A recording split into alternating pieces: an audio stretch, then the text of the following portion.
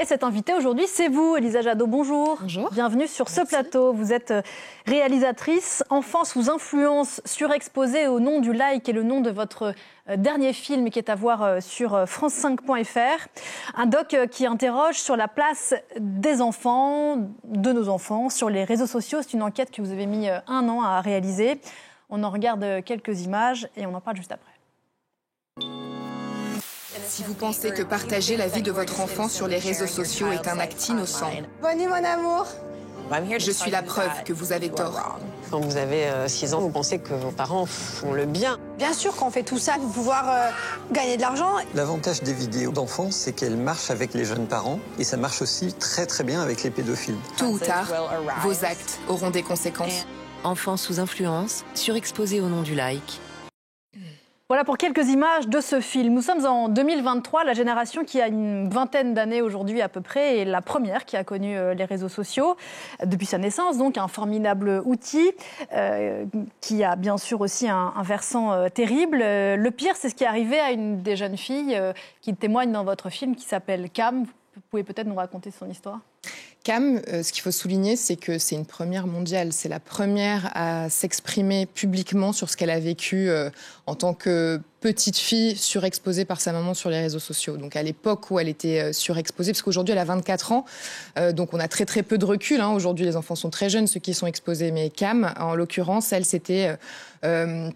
quand elle avait 8-9 ans et jusqu'à son adolescence, jusqu'à ce qu'elle quitte la maison. Ça a commencé par MySpace, puis après c'était Facebook et sa maman publiait de façon très régulière et de plus en plus régulière des informations sur elle, sur sa vie, que ce soit des informations tout à fait banales jusqu'aux informations médicales, jusqu'à ses problèmes donc, de santé, aussi des informations intimes comme ses premières règles, elle le dit d'ailleurs dans le documentaire. Et voilà, c'était un passé qui l'a particulièrement affectée. Et aujourd'hui, elle en subit encore les conséquences. Donc c'est une jeune fille aujourd'hui qui a un peu plus de 20 ans, qui se sent complètement angoissée, le mot est faible, de la situation dans laquelle sa mère l'a mise de l'avoir surexposée. C'est ça, il y a tout un tas de dommages qui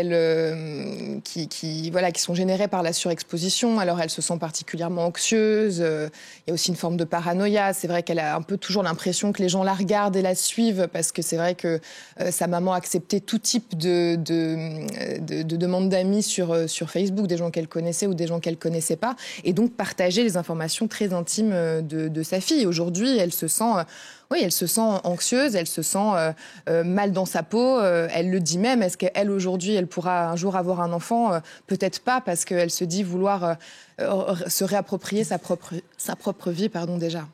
La surexposition de cette jeune fille, qui est un exemple parmi tant d'autres, pose beaucoup de questions, notamment celle de la e-réputation. On parle en ce moment beaucoup de harcèlement scolaire, le fait d'afficher son enfant sur les réseaux sociaux, de parler de ses problèmes de santé, ses problèmes de peau, de ses problèmes de sommeil.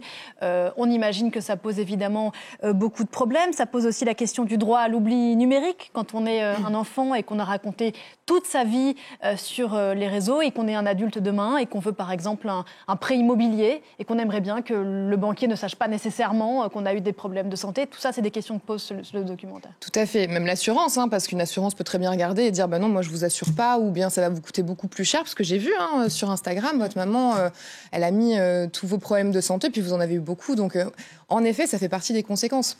Il y a ce droit à l'oubli qui, en fait, dans les faits, je pense, n'existe pas vraiment, parce qu'on sait que sur Internet, tout ce qu'on publie n'est jamais véritablement effaçable. C'est indélébile. Même les plateformes, déjà, à partir du moment où on met une photo sur une plateforme, elles copient déjà ce contenu sur ses serveurs. Donc, elle disparaît vraiment jamais. C'est vrai que dans le documentaire, on soulève certains enjeux qui sont le consentement, le droit à l'image des enfants. Et c'est vrai, pour répondre à votre question, le parent en tant que tel, vous parliez d'e-réputation, le parent n'est pas propriétaire de l'image de son enfant. Il en est le protecteur. Il doit faire en sorte qu'elle soit vierge de toute réputation jusqu'à ses 18 ans. Il n'est pas supposé créer lui-même une réputation à son enfant avant sa majorité. Il doit le mettre en sécurité jusqu'à sa majorité. Vous évoquez aussi le cas d'une influenceuse française qui poste, comme beaucoup d'influenceurs en général, l'intégralité de la vie de ses enfants sur les réseaux sociaux. Des choses les plus anodines de la vie, journée d'école, voilà encore les problèmes de santé. Là, on est dans une démarche plus mercantile qui pose aussi question. Ici en France, il y a du droit, il y a des lois, mais qui semblent un peu désuètes par rapport à la mécanique des réseaux sociaux. Désuètes ou oubliées ou juste ignorées. Nul n'est censé ignorer la loi, hein, c'est une grande phrase, mais c'est vrai que sur les réseaux sociaux, on a la sensation que beaucoup préfèrent ignorer la loi ou se posent pas vraiment de questions. Oui, il y a des lois qui existent déjà. Des lois sur l'enfant mannequin, voilà, qui sont la loi de l'enfant comédien, la loi pour un enfant qui fait une pub en 4x3 sur un immeuble, dans un magazine. Qui encadre en théorie les heures de travail. Ça encadre les heures, ça encadre les jours, il y a un taux horaire, on doit faire appel à une agence de mannequins pour enfants, enfin tout est très très encadré.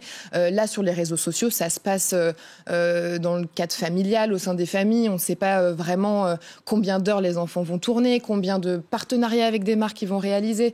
Tout, c'est une espèce de fourre-tout et qui est difficilement contrôlable. Vous interrogez aussi, et là ça concerne encore plus de monde, parce qu'on peut se dire, bon, les influenceurs, les mamans qui surexposent leurs enfants de façon extrême, ce sont des cas particuliers. Et là où le documentaire, effectivement, balaye beaucoup plus large, c'est qu'il interroge sur ce que deviennent des photos tout à fait anodines qu'une maman, qu'un papa, qu'un frère, qu'une sœur peut poster d'un enfant. Exemple, l'été, à la plage, en maillot de bain, en train de manger une pastèque. Et je dis une pastèque, vous allez nous expliquer que le fruit a une importance. Et vous racontez le cheminement sur les réseaux sociaux, qu'une photo tout à fait anodine, postée sans aucune mauvaise intention, jusqu'où il peut arriver. Et là, c'est dingue. Je pense que beaucoup de parents oublient, donc ils ont oublié les lois, mais oublient aussi que les pires individus de la société sont sur les réseaux sociaux. Et c'est vrai que dans le documentaire, on lève le voile sur un site internet qui a été découvert par un hacker, un cyberactiviste néerlandais, et qui découvre donc un site qui fait partie des plus visités au monde. Donc il y a 25 millions de visiteurs uniques tous les mois qui se rendent sur ce site internet. En fait, il ressemble à une banque d'images tout à fait classique. C'est accessible via toutes les connexions. C'est pas sur le dark web. Donc ça qui est le plus fou d'ailleurs, parce que quand on pense à des prédateurs sexuels, on s'imagine toujours que c'est un peu dissimulé sur le dark web et qu'on peut pas y arriver comme ça. Là, c'est très très simple. Et donc ce site internet qui ressemble à une banque d'images classique comporte des tas de petits albums de voitures de voyage, mais aussi d'enfants. Et en fait, ce qu'on découvre, c'est que 75% des photos qui se retrouvent sur ce site sont des photos qui représentent des enfants, qui ont été copiées des réseaux sociaux, qui ont été repartagées sur ce site. En effet, ce sont des photos tout à fait anodines et innocentes. Et donc ensuite, elles sont largement commentées. On peut imaginer les commentaires qu'il y a sous ces photos, et c'est assez atroce. Elles sont repartagées, et ces photos servent aussi également d'appât pour attirer des prédateurs sexuels, et ensuite ils s'échangent tout un tas de contenus. Donc oui, quand on publie une photo sur les réseaux sociaux, il faut imaginer, il faut avoir conscience qu'elle peut terminer entre de mauvaises mains, en l'occurrence celle de prédateurs sexuels qui ne regardent pas les enfants de la même manière que vous. L'idée de votre travail, c'est pas de juger telle maman qui, fière de son enfant, voudrait poster la photo de lui avec son diplôme du bac, mais de poser la question de la responsabilité, de ce que nous postons et de ce que nous regardons, de ce que nous diffusons. Tout à fait. En fait, l'idée du documentaire, en effet, n'est pas de juger, c'est se mettre à la place des enfants, se dire, ok, est-ce que mon enfant va pas un jour me reprocher d'avoir mis ça, me reprocher d'avoir mis ça.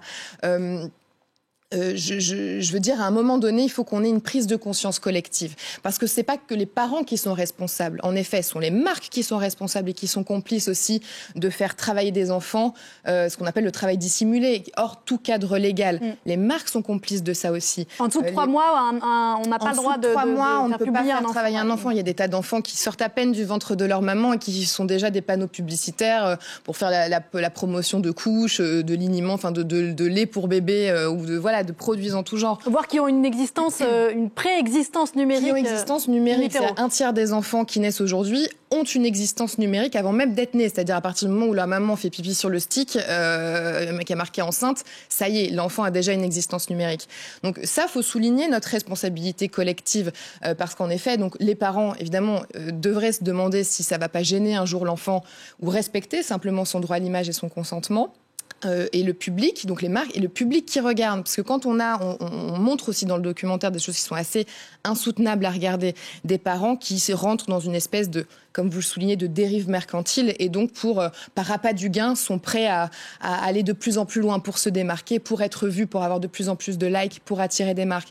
Et ils vont jusqu'à, parfois, l'humiliation, la maltraitance. Et donc l'enfant devient à ce moment-là un objet de divertissement. Et quand on a des comptes qui maltraitent leurs enfants sur YouTube, Instagram, TikTok, qui a des millions de vues et des centaines de milliers d'abonnés, qui rient à ces vidéos-là, on est collectivement responsable. Et qu'on peut rire à notre tour en regardant des vidéos pareilles. Est-ce que vous pensez que dans quelques années, on assistera, et je crois qu'il y a quelques exemples, à des procès d'enfants devenus adultes qui demanderont des comptes à leurs parents? En tout cas, il commence à y avoir une rébellion de la part des enfants devenus grands.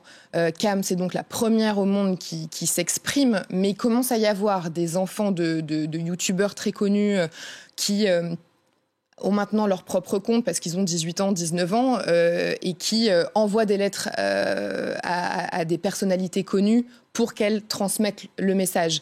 Donc on commence à avoir quand même une prise de parole de la part des enfants. On a aussi un jeune Italien qui a porté plainte contre sa maman, et sa maman a perdu parce qu'elle publiait des tas d'informations sur lui sur les réseaux sociaux.